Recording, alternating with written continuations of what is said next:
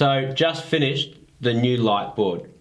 It's 4 times bigger than my last one. It's a standing Lightboard, and it's just brilliant. This is one of the first videos I've made with it, and I think I've now really happy with my lighting and my camera settings.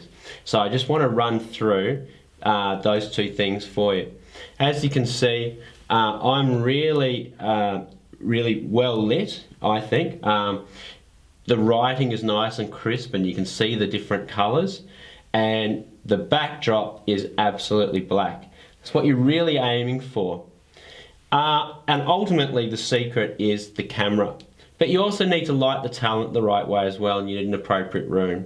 So this is a room where I've got heavy curtains and blacking out all of the daylight. Obviously the lights are off.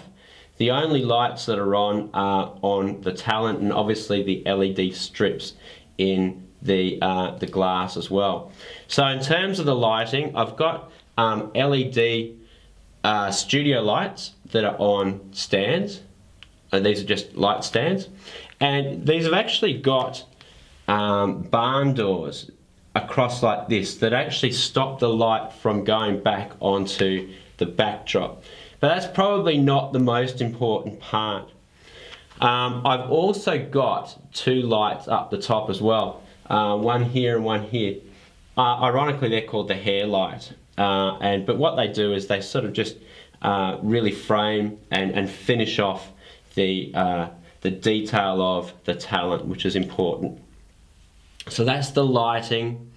The lighting on the LEDs, I'm running 12 volts, and I've got LED strips all the way around.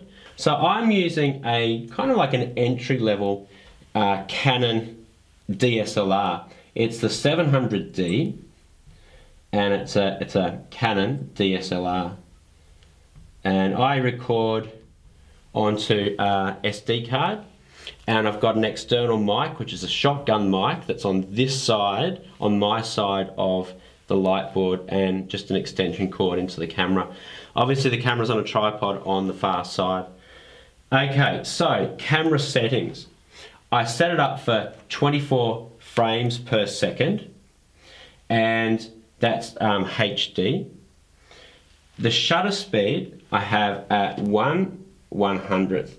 Okay, or when you're setting that up on your Canon SLR, it just shows the number 100. Now this is really important. When I first set this rig up, I had a different shutter speed, and it wasn't 50 and it wasn't 100. It was something else, and I was devastated to see these lines, these bands running up and down the monitor, and it was actually being recorded as well. Now that occurs if you're videoing with LED lights. It's something to do with the frequency of the shutter speed and the frequency of the flicker on the lights. But at either 50 or 100 shutter speed, you don't get that. So make sure you run at 100 shutter speed, or 50 if you're using LED lights. Now the other thing that you play with is the aperture. And I have an aperture of 8.